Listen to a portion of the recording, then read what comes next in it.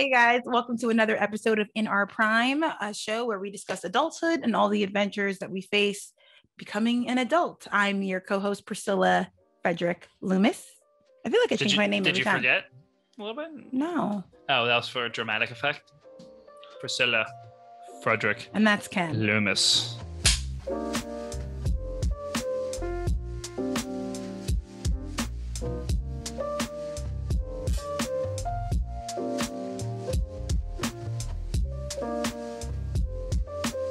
Welcome back to In Our Prime. We're so excited to have you with us today. By the way, I noticed I'm always rocking. Just swaying. You have ADD. Maybe. I've Not never maybe. been tested. You cannot fail a test you never take. Okay, that's fine. But yes, he has ADD. You always keep moving. You always are fidgeting with something. You fidget with your wedding ring. Yeah, a little bit. He drops it all the time. Yeah, I do. All the time. All the time. Well, you know how we start these segments? It's usually about something in our marriage. I see my eye. I'm sorry, what? Do you see what we deal with here? Take two. We? Who's we? It's just you and me. So our topic today is the fact that we do not want children. Nada.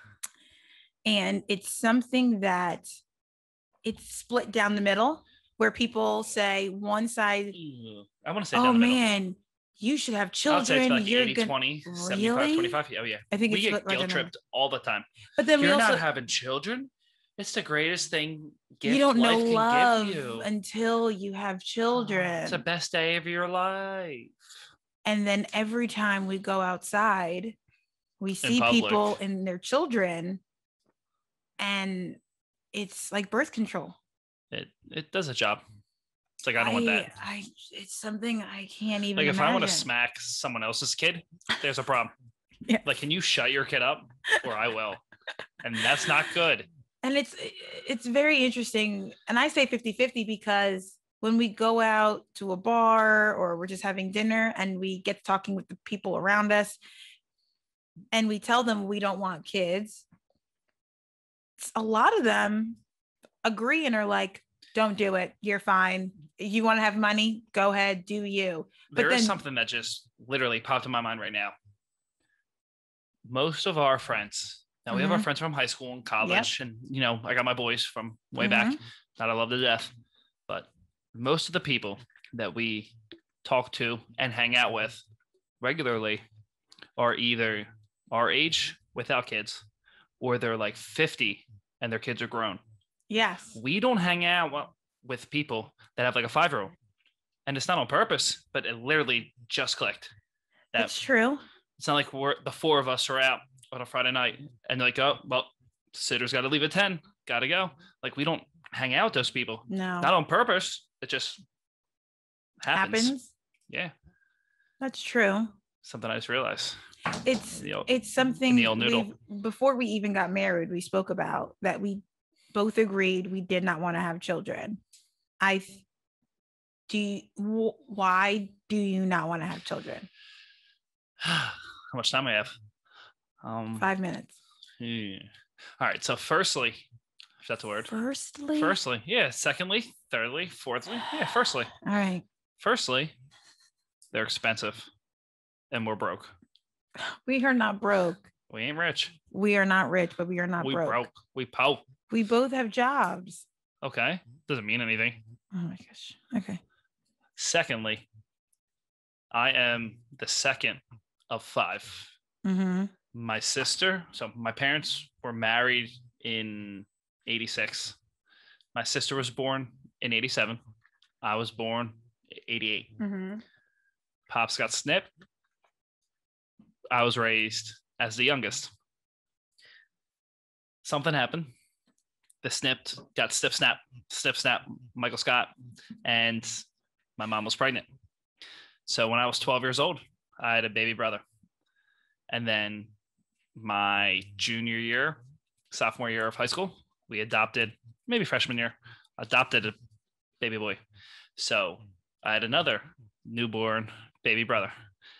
Then I went away to college, came back, and we fostered, then adopted my cousin's kid, who was a year, 2 years old. So I've been in the trenches with diapers and throw up and all that stuff since I was 12 years old. And I have zero desire to walk down that lane again. All right. Why don't you want kids? All right. It's coming up. Oh. Here we go. Oh. This episode of In Our Prime is brought to you by Bond Wine, a locally owned wine company that prides itself on bringing an authentic and quality product to its customers in every bottle. Visit abondwines.com and support a brand we here at In Our Prime love so much. Tell them Priscilla and Ken sent you. For the record, yes, we would be phenomenal parents. That is not the issue at hand. Oh, I know. But just for the record, it's not like we would suck at the job. I think we'd be You awesome. would be an amazing mother. And you would be a phenomenal father. Like but we don't want kids. But we don't want them. There's little Rugrats. Great show. Don't want them in real life. I do not want children because, one, I didn't have a father growing up. And it's something that has left a scar. It's made me a lot stronger. It's made me a lot more courageous. It has built a thick skin for me. But in the back of my mind, there is always a fear that I will be a single parent one day. And that's something that I don't want. It would never happen. It's a fear. That's it. It's something that I can't get over. It's something that I live with. And it's less than 1%, less than 0.5%, but it's there. 2, I haven't lived my life the way I've wanted to. That's true. I've been selfish with track and field, but track and field takes up my whole life. Mm-hmm. It takes my body, it takes my mind, and it takes my spirit. So I never went on spring break. Everybody has a good time and right? So for me, as soon as I'm 32, as soon as track is over, I want to experience life. I would like to travel just for fun and not have to be a work trip. And actually travel. Yes. And I want to do it with my husband. I'd like to, spend time with him for 5 years at least before we start having children. Yeah, that makes sense. By that time, I'll be, 36, 37. Your biological clock is ticking. I'm tired. I don't even think I barely have the energy now to take care of myself and my husband. The last thing I'm going to do is, 5 years down the line when I'm finally relaxing, enjoying life. Now let's have another baby. Let's have a baby and start this journey all over again. So that's kind of where I'm at. And the third reason is I am scared about the world that we live in. It's always getting scarier. Yeah. And so I guess for me, again, this is the reasons why I don't. It's terrifying to have to raise a child in especially a mixed race baby. Because now if I have a son, I have to. Kenjamin. That's what he wants to name our son. Baby Kenjamin. If we have a son, then I have to make sure we both sit with him and discuss what you do when you get pulled over, what you do when something happens, anything with the cops. Can't wear a hood in the neighborhood at night. It's very scary. And I can only imagine what parents are ready, wear their heart on their sleeves when they have a child, but I don't think I can handle that kind of anxiety. It's understandable. But I'm a little selfish too. I'm not ready to, I've already given my life to you. I'm not ready. And I don't want to say for my life to be over, but when you have a kid, it's their life. It's their life. Everything you do is for the kid. Yes. I'm not ready to give my life up. Yeah. For baby Kenjamin, baby Priscilla Jr. Who knows? And this is not to say that if we had a child, we wouldn't be super excited. If we got pregnant. Kenjamin Carter Loomis. Oof, his name is not going to be Kenjamin. Stud. I like the name. If it's a girl, Skylar, and if it's a boy, I like Carter. Kenjamin. Carter Dean. I like James Carter. I like something like that. I like the name Carter. I like Carter. And I love the name Kenjamin. Yes. It's like Benjamin, but with a K, because I'm Ken. Thanks, Kenjamin. honey. Here we go. Right? Am I right? Hey guys, welcome to In Our Prime. I'm very, very excited to have our guest today, who we've been trying to get on the show. Well, I've been trying to get on the show for months, but she is a powerhouse. She is super successful, and she squeezed in 30 minutes for us today, and I'm very, very excited. Ashley Kovacs is the wife to Joe Kovacs. She is her CSCS. She's a throw coach at the Ohio State State University. You're a UK alumni, and I consider you a chef. That's what I'm going to say. I consider you a chef. We're going to address that later. Yeah. I call her a chef. She's a monster. Please welcome Ashley Kovacs, everybody. Thanks for having me, guys.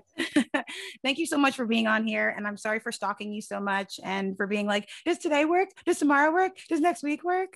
No, I wish I was more available. Sorry it took so long. I'm excited. No, I'm so glad to have you here.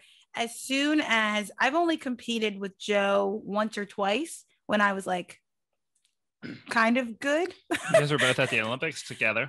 Yeah, but I didn't. USA was so bougie; they had their own little area, so we didn't really see each other. Okay. But the first question I'm going to ask you is: I know that you have had you do a lot on your plate and on your schedule. How has 2021 been for you with everything post-COVID and your athletes getting COVID and everything that's happening? Yeah, I mean, I think that we got back to Ohio State late October of 2020, which is, I think we were about 6 weeks behind what we normally are. And I mean, from there, it was kind of like one of those things, like we didn't really want to like scrap the indoor season necessarily. I had a girl in particular that I thought, had a good chance of having a really great season. And we wanted to keep it going and build on what she'd done in the past. And she'd done some work on her own during the COVID break. So it was like, I don't want to say like a mad rush to like keep it moving and get it on track, but it kind of was, we squeezed as much in as we could, as much of the base work in as we could in the amount of time we had. It ended up being about, a little over 2/3 of as much time as we normally had. So once we got past Christmas, like, trying to just move forward from what we were able to do in the fall, I think it's just been like, trying to normalize it as much as possible, but also realizing like the deficiencies that we have based on what we didn't have that we normally have. Mm-hmm. So it's been kind of touch and go, but as far as like Joe's training is concerned, I think that he was able to get a lot of work done over the COVID break. And I think if you ask him, he feels like there was some benefit to that for him because it was just me and him, and it wasn't me. And then, all the Ohio State athletes and all the responsibilities I have as a coach, it was just like me and him got to do a lot of stuff, got to do a lot of work together that we hadn't done in the past. And so I think that was helpful in a lot of ways. And so just trying to like take it from where we're at and keep moving forward and just get ready for what's in front of us. I think that it's been going pretty well so far. I think you rock the world, and you're not a huge track follower, my husband over here, but you guys rocked the track world when you guys came out and said that you were coaching him. I loved it. I think you paved an incredible path for so many others. And if you guys don't know, that Joe Kovacs is the 2-time world champion and an Olympic medalist, and his wife, Ashley, is his coach. And I love the picture. I've used it in the promo. What was that like? Because I feel like most people are like, oh, I'll coach you. I got this, like I can do this. I can coach you, and I can only imagine you being like, no, my wife's going to coach me. You don't hear that a lot. You don't hear it. Yeah. I mean, I don't want to say I didn't really want to coach him. It wasn't, it was just one of those things. Like he was working with Coach Venegas, who had, he'd been with all the way through 2017, got him to a world championship in 15, won the world Art, second at the Olympics with Art, you know, second at Worlds in 17 with Art, had thrown extremely far. And, you know, I mean, he moved to Columbus. So they weren't together anymore. And, you know, we were talking to Art all the time and like doing some virtual things. And like, I was at practice, but like, I wasn't necessary, like it wasn't me and him, and I was fine with that, you know. I was good with that, but and then it got to a point where it was like he needed somebody that was going to be there every day, like in real time. And so, you know, like slowly Art was like trying to like, you know, pass the torch to me with him, and then it just got to a point where it was just like, if this is gonna be how it is now, like we have to just commit to doing it together, you know. And so that's kind of like how that evolved. It happened kind of over time, and it happened like things were pretty bad for him indoor of 2019. It was bad. I'd say outdoor of 18, people thought it was bad. And actually like it looked bad on paper, but there were also like a lot of far fouls, a lot of far warmups. Like he still had some stuff going on, but like, I mean, he wasn't throwing that well, you know, but he also wasn't, you know, 18 was an off year, you know, and then in 19, like I was the world coach for the men's throws. So like I knew I was going to Doha, like regardless who he was, like I was going, you know. And so I think that was kind of a thing for him where it was like, you know, he always talks about that was kind of like a added like kind of like pressure to make sure he was ready to go, because like how bad would it be if I was in Doha for 3 weeks and he was like at home. So yeah, I mean, I think that I know people are really like I think it's a weird thing because I mean you see a lot of men coaching their wives, I guess. Yes, but not vice versa. And I don't see it that way. Like I really truly don't. Like he was always wanting to tell everybody that I'm his coach, and that's fine because like nobody else sees him all the time. Like no one else watches Joe train. Nobody tells him what, like, I mean, I guess I am, you know what I'm saying? Like I guess I'm instructing it, but at the same time, you know, I see it as more of like a collaboration. Like he knows more about the shot put in my mind than like anybody. And so as much as I'm like helping him, like a lot of what I know, a lot of the things that I think have been through conversations that we've had together where he's kind of like, well, this is how I think about it. Or what do you think? It's like a collaboration. I don't really see it. Like I tell everybody, it's not like I'm like out of the bed, like blowing the whistle, like, okay, Dad will give me 10. Like it's nothing like that. You know, it's but more of a partnership. I do understand.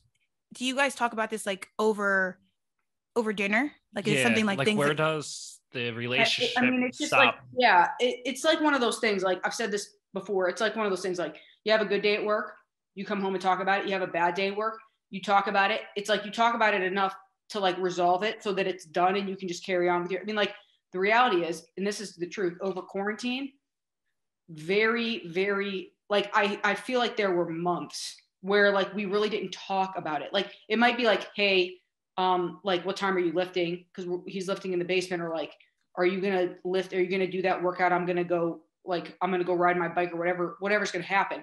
But it wasn't like we were sitting there like talking. I mean, if it stopped today, we have a million other things that we are talking about. You know what I mean? And like, I just feel like, you know, we talk about it as much as we need to talk about it to make it keep moving forward. And then that's it. Like sometimes more than others, certain times of the year more than others, but like, it's like one of those things, like when it's crunch time, even if I wasn't his coach, like if he's in crunch time, that's how it feels in this house. You know what I'm saying? Like when he's in the trenches, this house is in the trenches. When I'm in the trenches, we're in the trenches. Like that's how it goes. Like when I'm before Big Tens or before NCAAs and I'm stressed out about it and I'm like edgy about it, it's like if I'm thinking about it, like, hey, I'm really like worried about this particular thing that my athlete's doing. What do you think about it? It's a lot better for me to just say it to him because he understands it. You know, for a normal situation, you'd have to just be like edgy and just like try to, you know, push it down, but he like, gets it, you know? So like, I think people like, I know people think we talk about it all the time. I mean, we do. And I'm not saying that we don't, you know, but I had no idea, to be honest. That's why I'm asking, because when I dated my coach, my previous coach, it was all the time. We never took a break. We coached together, we trained together, and it was just all the time, constant. And so it was one of the things that did break us up because we didn't have anything else outside of it. Like, that's it. That was it. So I honestly was just very intrigued as to what's it like, to be honest, because I mean, the pole vaulter and her, I can't believe I'm blanking on her name. Julian, make sure you cut this. No, Julian, leave it in. The pole vaulter is married to her husband. That's usually how it works. Gensher. Oh yeah, okay. And their relationship is very different. Like in the house, it's her territory, and the track is his territory. And he's at the track, and I was so shocked because he was like yelling at her, and I was like, what do you go home to? Like we'll talk about this at home. Like that's like, it's like, that's what's happening. So I was really just intrigued. Well, I mean, and like, I'm not gonna say that they're like, this is the worst thing about it for me is like, I'm the coach is always the one that has to point out like, this is not good, this needs to get better, or this is, you know what I'm saying? So it's like, if it's something like, you need to do a better job of recovery, but then he wants to like go where I'm going, or like, I want to go to, go shopping, and he wants to come, and I want him to come. But like at the back of my head, I'm like, well, you should probably be like laying down, watching Netflix, or like have the Normatec boots on. It's like, I have to be the one that says, go home, even if I don't necessarily want him to go home. You know what I mean? Like maybe I would go do something, but it's not, and I'm okay with that because I get it.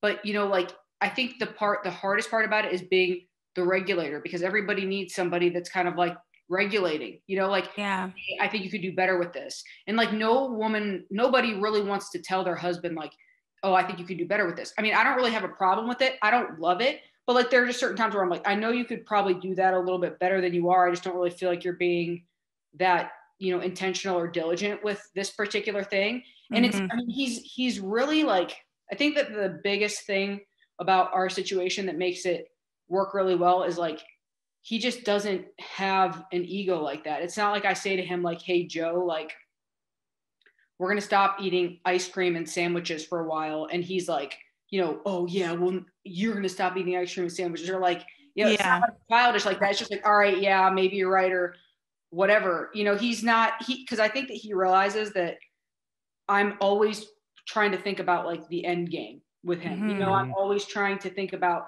I think for me as a coach, like with my Ohio State athletes, and like even with him, it's like, I literally try to look at like, what's the worst possible thing that could happen to us, and how do we avoid that at all costs? And like basically at every turn, so it's like, you are a wife and a coach. And so that's a very thin line. It's a balance because you have to keep your marriage in check, and as well as your athlete in check. So you're the moderator, you're the chef, which we'll get to very quickly. You're his rock.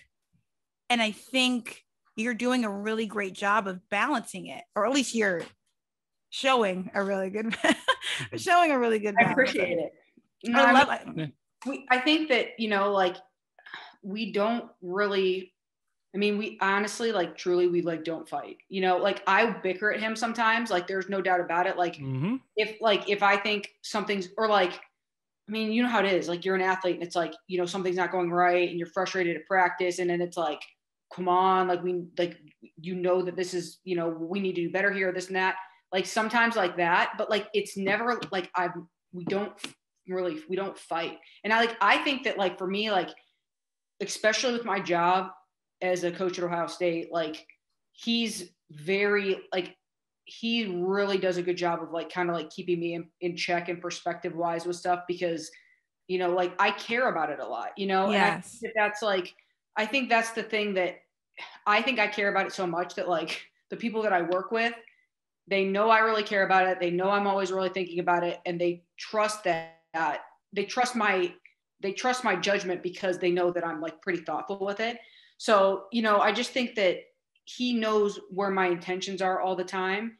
And, I'm not going to say it's always been easy, because I mean, it's not easy. It's not easy for anybody, like, especially with how competitive the men's shot put is right now. And just like, where the sport is, like in terms of like all the, like the defunding and all these different areas and stuff, like it's been like, there's a lot that's gone on, in the last few years in the sport. And I think that, I mean, I'm proud of how we've handled it. I'm proud of him and how he's handled everything in stride, and just like how he's continuing to move forward and evolve at this point in his career. So I love that. Yeah. I absolutely love that. I'm sorry. Yeah. So you brought up food. This dude is massive. 6 foot, 295. Yeah, he weighs a lot more than that, but Okay. yeah. What is his diet? Caloric intake? How many hours in between meals? Do you do that for him? I mean, like it really depends on where he's at with it. When it gets out of hand, or if it gets out of hand, then like it's a discussion. And I mean, there are definitely times during the year where he weighs more on purpose than he does at other points of the year. Like Joe will thin out, and I use that very liberal. He'll get smaller as the year goes on, and as he starts getting into like his peak competition form. But like in the fall and in the off season, like I don't want to say he's intentionally heavy, but like we think that it's better to train a little bit heavier than to train a little bit leaner, and just from like a safety perspective, honestly. So I mean, he's big a lot of the time. As far as like like his caloric intake and stuff, he eats in thirds pretty much, so breaks the macros into thirds, like third protein, third fat, third carb, and it's not always perfect, but like I mean, generally, like if he's eating something, it's going to be balanced. And the reason that we do that for him is because like he's had some, like he's worked with a dietitian before in Los Angeles, and they did some like blood testing on him, and that's how he burns the best. He's the most efficient burning like all of his macros, instead of being like, more like high protein, high fat, low carb. Yep. So, I mean, that's just how he runs best. Like when Joe doesn't have carbs, it's like pretty bad. And when he's like, when his glycogen's depleted, it's pretty bad. So I'd say that the biggest thing for me is just making sure that after he trains, he's doing the right thing in terms of just like, it's really important for him, especially when he's lifting heavy, to replenish his glycogen after he lifts, even more so than like the protein. Obviously the protein's important, and there's, a window of time that we'd like him to get, 30 grams of protein in, but that's usually not a problem. Hydration, I think, is something that we kind of focus on. He does a pretty good job with this stuff. I think that the biggest thing that I do for his diet is like cooking for him, and just the thing too, that like he doesn't realize, like the food in the house like comes from somewhere, so it's like, especially during quarantine, is like we were ordering groceries and stuff, and just the eggs come because people buy them, you know what I mean? They don't show up in the refrigerator for you, but like I point that out that we have them. But yeah, so I mean, I try to manage like what we have, what he needs, what he wants, like because he goes in these kind of phases, like, oh, I want to start eating only sweet potatoes for my carb, or oh, I want only rice.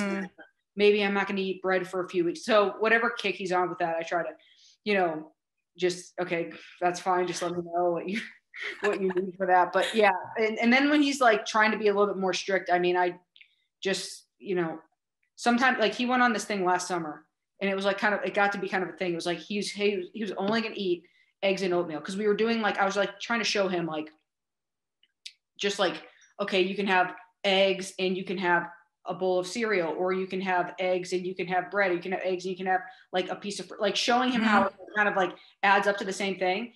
But like the macros for like a third fat, a third protein, a third carb for the quantities he was eating of like eggs and oatmeal was like almost perfect. And so then he was like on this kick where it's like all he wanted to eat was, and it was like, it was really like, it got, I seriously can't even smell it.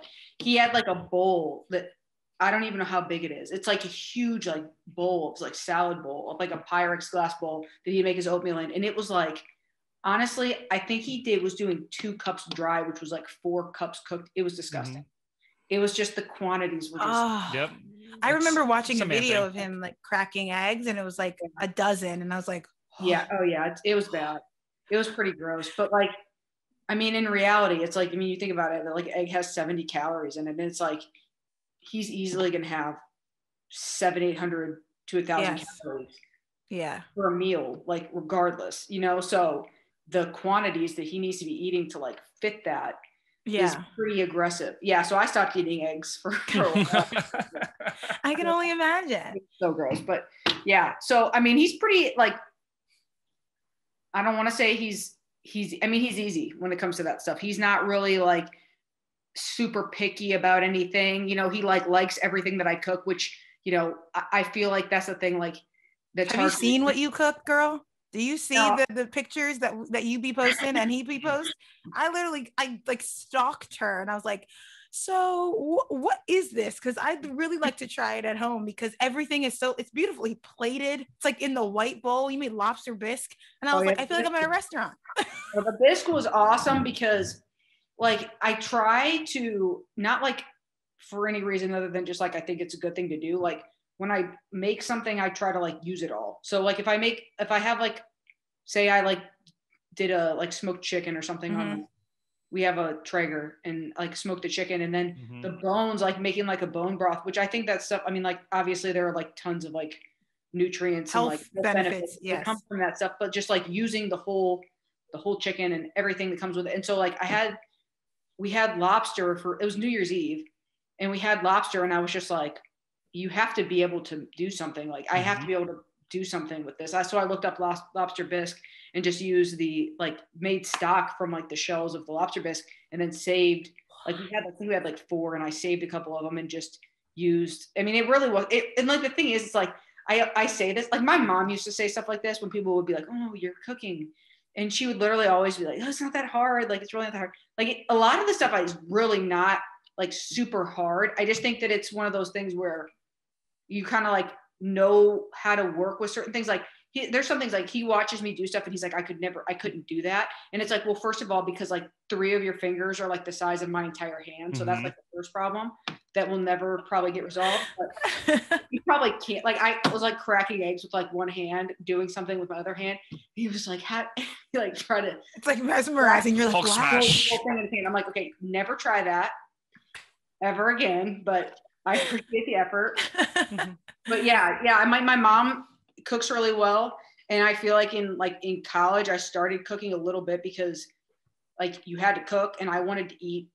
I don't like wasting calories on things that don't taste good. So like if I'm going to eat something, I want it to be like at least like something that I feel is like, I don't like, I would rather really not eat than eat something that's like not worth it, you know? Yeah. So it's absolutely true. People are like, oh, why do you drink beer? And I was like, because it's something that I want, and I'll get rid of, like, I don't need any sweets. I won't even touch it if I can have my beer. Right. That's okay. Right. I can give that easy trade-off right there. Right. No, exactly. Like, yeah. And I think that's what it's all about too, is just like the balance of it. But yeah, I mean, I like enjoy it. And I think that's one of the things too, like during quarantine, it was like, I made a whole list of like all these things that I hadn't made before that I like wanted to try that were like time consuming, you know? And I just like, and then like also things that his family, like his like grandma, his like family recipes that he liked, that he would talk about, that I wanted to know how to make for him, that were like part of his upbringing childhood. And then I had some of mine that I like, you know, things from, you know, like how did your grandma, and like my dad's Lebanese. And so like we called our grandma Situ, that means grandma in Lebanese, and like some of her recipes and just like the Mediterranean stuff. Yeah. So that's it was amazing. Like, yeah. So we spent some time like playing with those things. I think that's like kind of like when I started really like posting more of the food stuff, because I was just like, literally I would like make it a thing. Like you have nothing to do all day. I was like, all right, well today I'm going to make so, and like, I'm going to call my friend, and she's Greek, and I called her mom and she walked me through it and tried it out. And like, so that's like, awesome. It was fun. So we kind of like, we did that. And then I was able to like, Joe helped me make like, we had like a remnants of a cookbook from my Situ, and he made it into like a PDF. It was really nice. Cool. We made it into a PDF, and we like sent it to all of like her, because it's like my Situ passed away, like I think it might be 10 years ago now.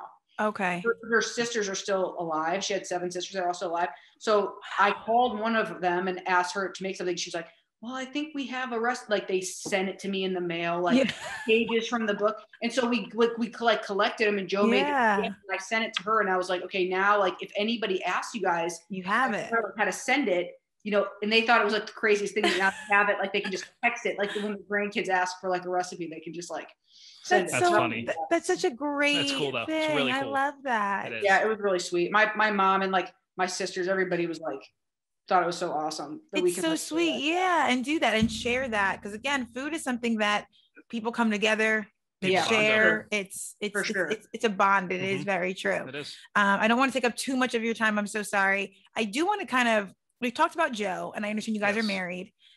And I feel like it's something that dominates conversations. Do you feel like that at all? Like, it's kind of like you're his coach, you're his wife, but people always are like, so tell me about Joe. Like, tell me about I mean, I don't know. Like, I think you're very humble. You're very, very humble. I will say that. I appreciate that. I don't know if everybody would say it, but I appreciate it. Well, I mean, I think I'm realistic. You know what I mean? Like, I think that like I have a pretty good sense of like, you know, where I stand and like what I'm about, and like, you know, it's just like one of those things. Like, I know what I'm good at. I know what I'm not that good at, and I like know what I care about. You know what I mean? So it's like, I think that, you know, like Joe talks about me a lot. Like Joe, like. And I love that, by the way. Yeah, I absolutely love it. Sweet. Like, probably more than he should. So it's like when people want to talk to me about Joe, like I'm never like, the only time I'm ever like, oh my gosh, like the athletes at Ohio State think like I'm the meanest and Joe's the nicest. I want to be like, you guys should hear what he says about you when you're not around. Like, how crazy he talks about, did you see so-and-so in the ring looking crazy or whatever? But like, you know, they think like Joe's the sweetest and I'm like you know what I mean? Like, which is fine and everything. But you know, I don't care. I mean, like anything, I'm sure people want to know about Joe, you know? So you know what it is? I think it's something that Ken and I have also been introduced to, is people notice when you're really happy in a marriage and like get along and it all works and you guys all flow. And neither of us have perfect marriages, but it's perfect for us. Right. Perfect for our circumstance. And so when I see you and Joe, I love how you guys interact.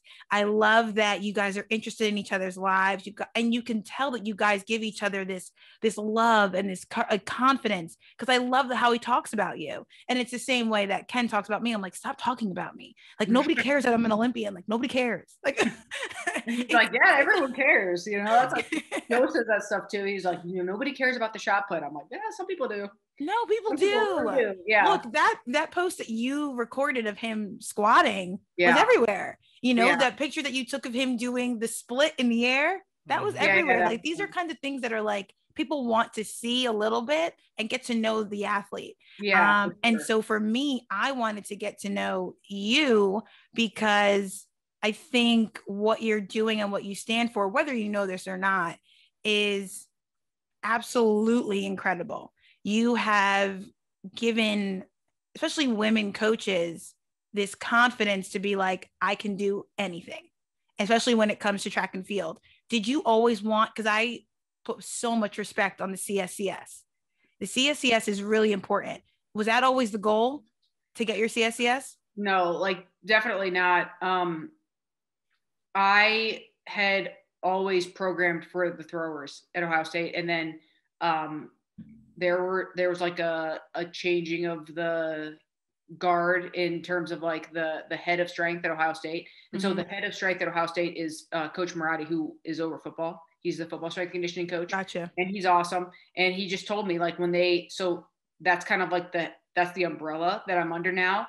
And it was just kind of like, if you want to do this, you have to have your CSCS. And I had the USTFCCCA strength conditioning certification. A lot of letters.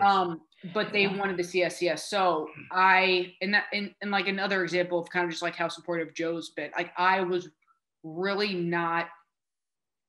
didn't want to do that because I didn't want to not do it. I was worried about taking it because I know it's hard. I knew it was hard. It was very, very hard. I thought it was very hard. It's hard because the questions I think the questions can be read, like they can be interpreted kind of like it's ambiguously. Yeah. So the CSC, you know what a CSCS is? Yes. So for the people in our audience, the layman's term is the CSCS is the doctorate of strength and conditioning.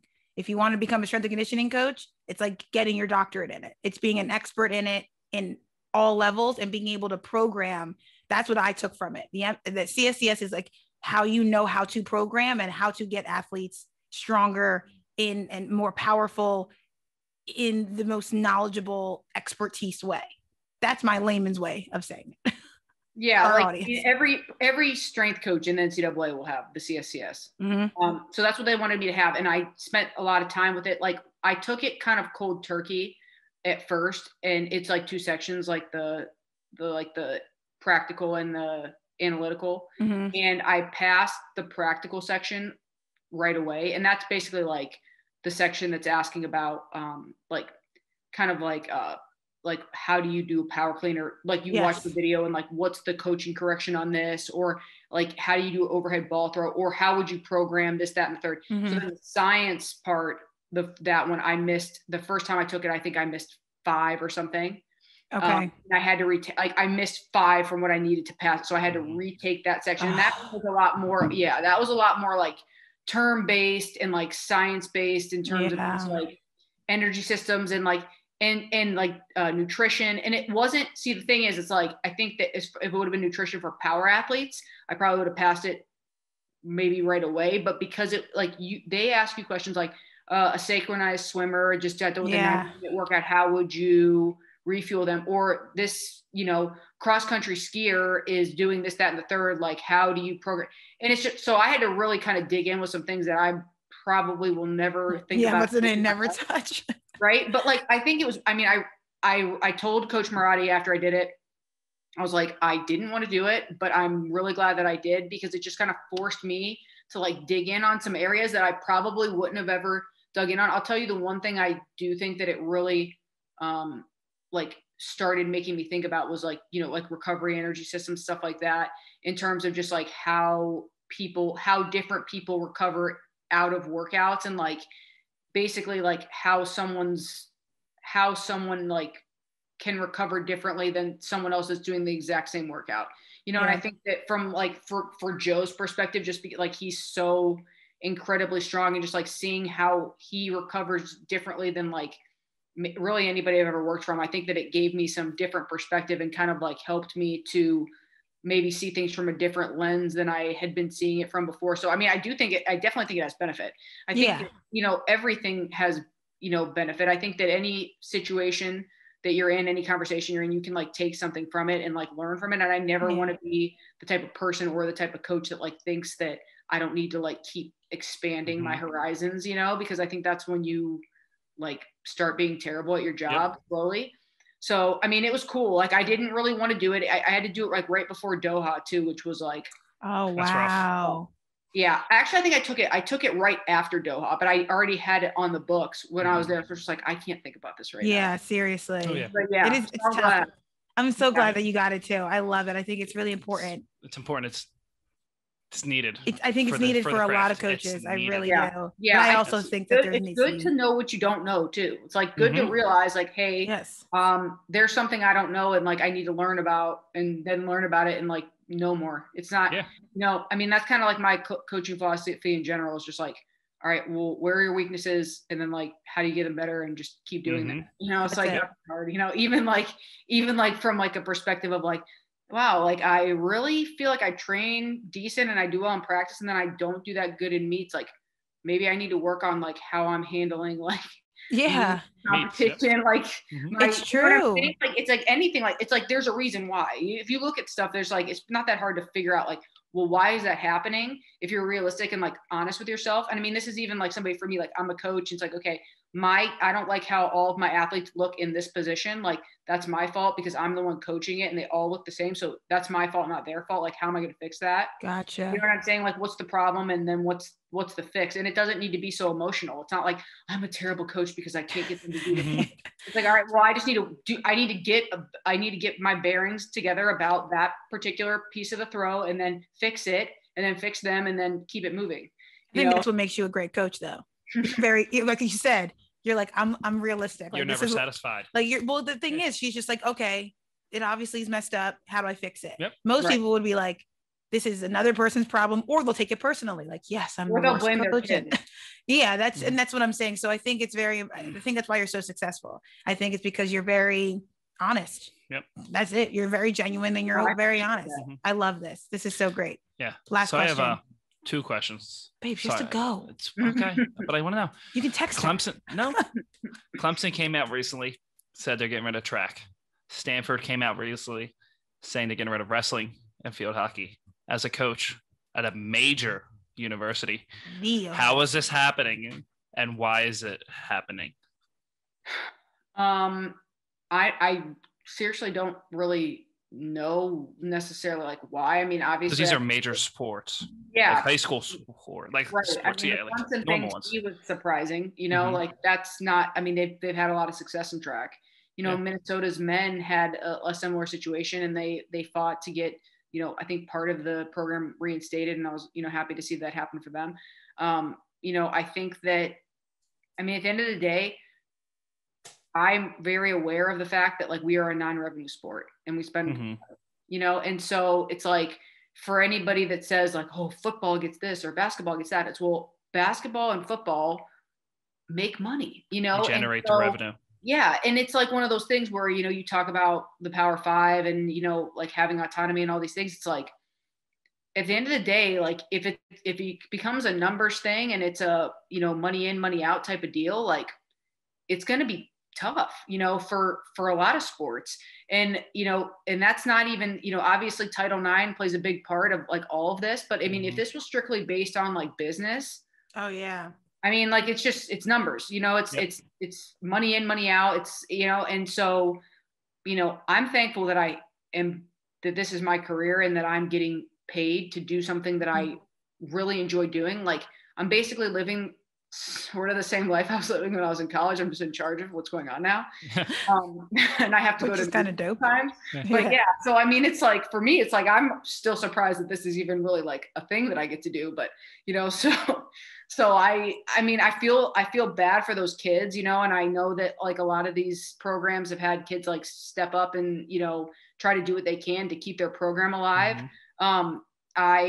You know, I'm hoping that things don't continue down that road, but I think that it's one of those things where, I mean, you have to have kind of it's a business, and you also have to think about like, well, maybe this, you know, because it's kind of gotten a little bit, you know, you think about how it's changed over time and how, like, for example, for like an official visit, like what it is now compared to what it was like 20 years ago. Oh my how gosh. much more expensive it is now in every way, like how you basically pull out all the stops, you know, and it's just like everybody's just keep on pushing the envelope, you know, and it becomes this thing that's so crazy elaborate, rather than like 20 years ago, it was probably like, hey, you want to come up with your parents and we'll show you around and you can watch practice. And then, you know, now it's like you fly in, you gotta try on the uniforms and I mean, it's like, it's just one of those things where it's like, you look at it and you're like, well, like I would rather scale it back than have it completely taken away. That's how I would you know, view it if it was a choice. But, you know, I know that some of this stuff is so far over my head in terms of like,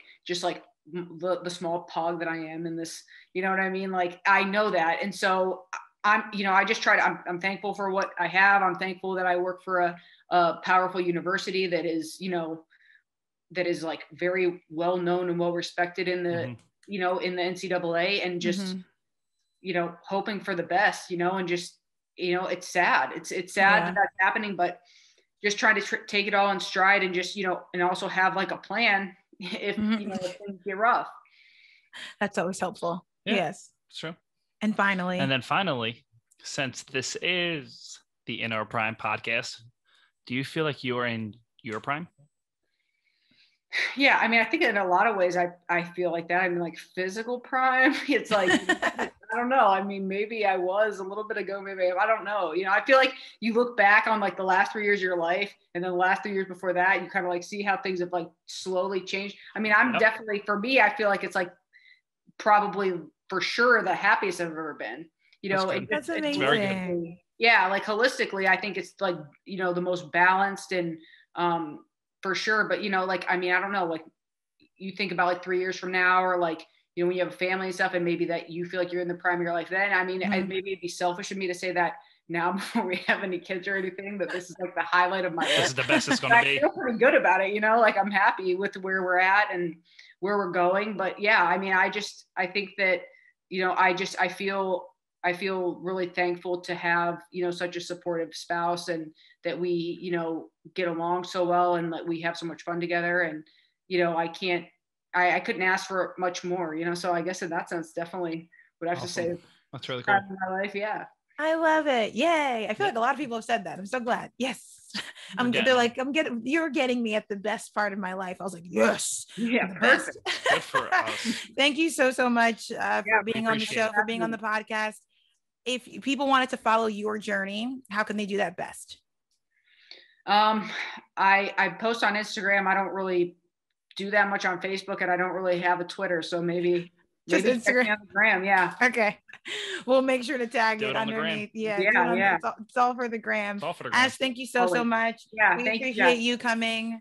For sure. We wish you all the best of luck in marriage and in career. Thank you. That is our show, ladies and gentlemen. Thank you so much for joining us. It's been a lot of fun. I hope that you guys are enjoying. I really want to thank Ashley for coming on the show and taking up our conversation, because I know how busy she is. She's very professional when she speaks. Yeah. Like she's just throwing out, I don't want to call them nerd words, but she's just saying stuff. I'm like, whew, you slow it down, put it in normal people terms. Oh, I understood everything she was talking about. You guys are cut from the same cloth. We're nerds together. Two peas in a pod. She's phenomenal. Yeah, she's really cool. The last, actually all of our guests, to be honest, have been dropping knowledge, and it's been speaking to me, and I absolutely love it. And as amazing as they have been, yes, just wait for the ones to come. I know. I'm excited. And I'm not trying to poo-poo on the people we've had, because we've had some studs. Yeah. And some awesome people, some great guys, some amazing women. But coming up, I'm gosh glad darn. You know what? I'm so glad that you're excited about the show. I will say that. I wouldn't do it if I didn't like it. Are you having fun? Yeah. Okay. Touch my goats. Thanks, everybody. Be sure to subscribe. Go Hufflepuff. Subscribe to our YouTube page and subscribe to our podcast. We are loving doing this. We are going to be taking the show on the road with me as I travel to different track meets. That's not we. She will be taking the show on the road. But you'll be here, and you'll be on the show as well. Awards. You're going to sit here. No. You have to be in the pilot seat. I'm the captain now. I am the captain now. We're done. Thanks, guys. Thanks, guys. We'll talk soon. Soon.